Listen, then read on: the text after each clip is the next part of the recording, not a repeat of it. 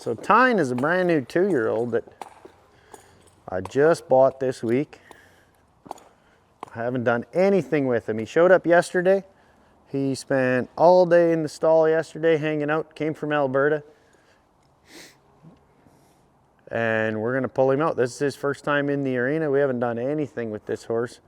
So I'm gonna pull him out and play with him a little bit. This is the beginning of a Colt starting series. I've gotten lots of people asking me if I could do a series on how I start 2-year-olds and what I do, and so we're gonna play around. This is my new project.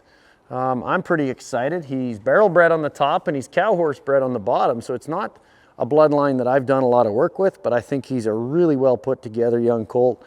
I'm really excited about what we can do with him, and he's super good minded and easy going, and you know, doesn't really mind anything at all. Maybe a slap on the backside. He didn't really like that much.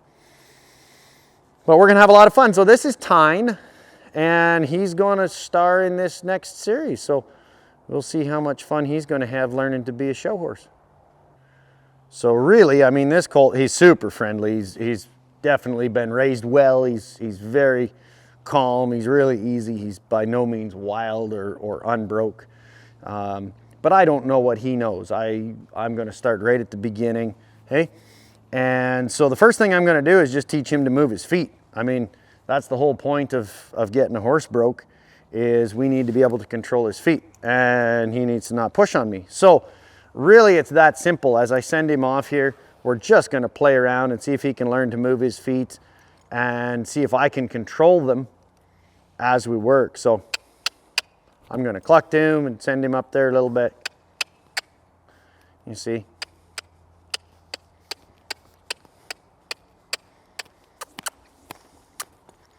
There we go.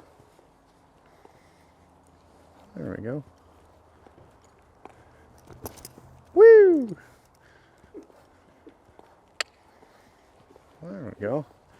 So I don't know, he might have been taught to lunge a little bit. He feels pretty good. I feel like he knows something. I mean, either he's real smart or he already learned this, and that's cool, you know? Both of those are good things. Dixie will be able to. She'll see the video and then she'll phone me and say, I taught him how to do that. Which is awesome because he feels really good. I like how he moves. You know, I'm probably not going to work on stopping him right away.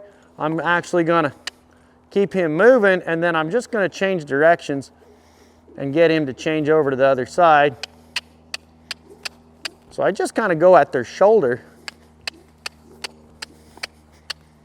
till he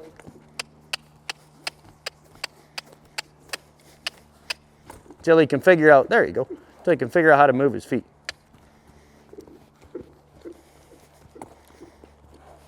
It's me a good little mover. You see, and if he can kind of stay in that triangle, I don't want him to drop in here and push into me. He feels really good. I'm sure he knows this before because he feels really balanced, and he kind of gets that little ear locked onto me there on the inside. Woo. I'm always a little bit nervous with these babies because they go quick, they move fast, so I'm probably a little bit amped up too when you know. Donna over there, she's moving stuff around. Help us get him sacked out. There we go. See, and I'm not gonna worry about stopping him because you know what? I kind of feel like at the beginning, these horses need to move their feet and learn to move their feet and manage that movement. So I'll do a lot of this, just change directions from one side. Yeah, look at how easy that is. One of the things right at the beginning I talk about a lot is that horses understand who controls the feet.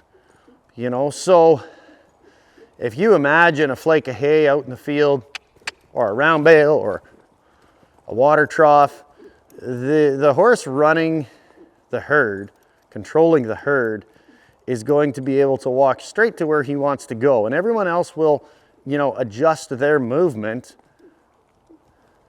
to that lead horse. He'll walk straight to the water and everyone else will step out of the way. And so to me, this is important right now that I don't step back from this horse. I'm gonna step right up and say, I'd like to go here and you should figure out how to move out of the way. When I change directions with these horses at the beginning, I never go around behind or change my foot movement to give them space. I always step into their space and teach them how to adjust their movement and their feet to accommodate me. There we go.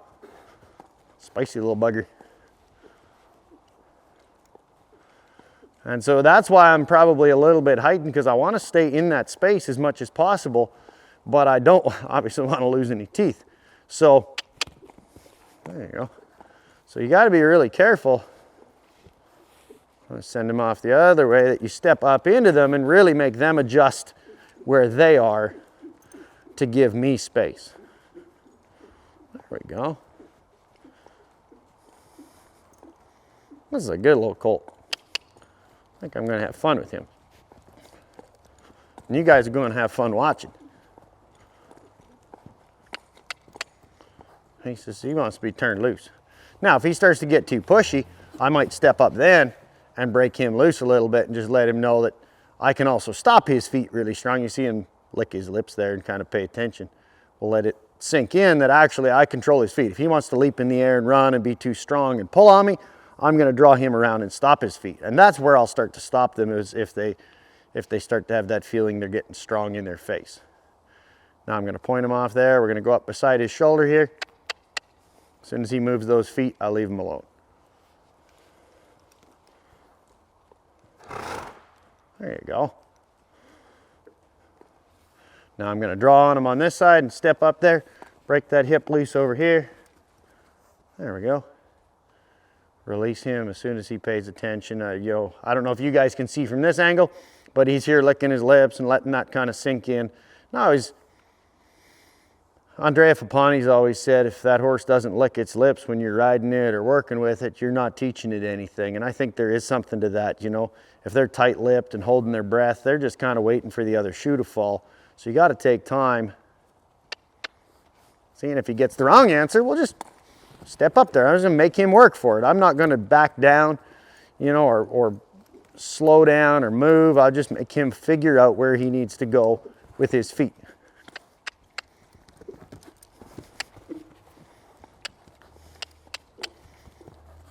And he wants to be a little bit strong, so we're just going to wait for him to figure it out. I'd like him to get a good rhythm and kind of break back and get his mind back where he doesn't leap in the air.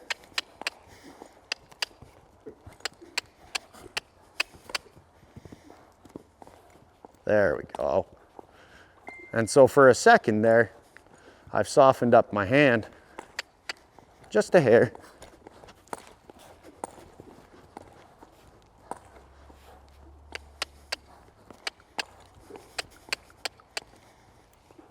There.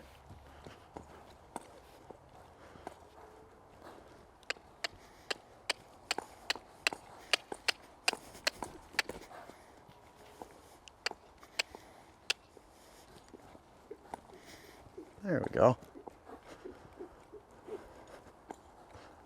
I just wanted to find that rhythm. You can't work too long on these babies, otherwise they get nervous like that. So I'm going to find a good spot. There you go. Just let him think about that. We'll wait now till he takes that step. He'll probably take another step with that right front leg to kind of balance him. There you go. And it's not until then that he's probably going to quit and lick his lips. We've rattled him a hair more than we did earlier, so it might take him a second before he settles down and takes that deep breath.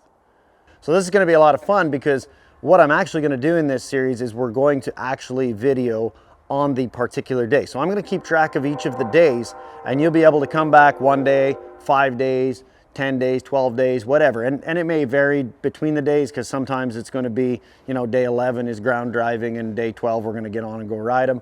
But I'd like to see where we get in 45 days, maybe 60 days. I think it'd be a lot of fun to see where we can get with this colt. So today we've spent 5 minutes moving his feet. It's the first time I've taken him out of the stall. I really have done nothing with him before this video. So why don't you guys follow along and see where we get. I think it's going to be a fun horse to work with.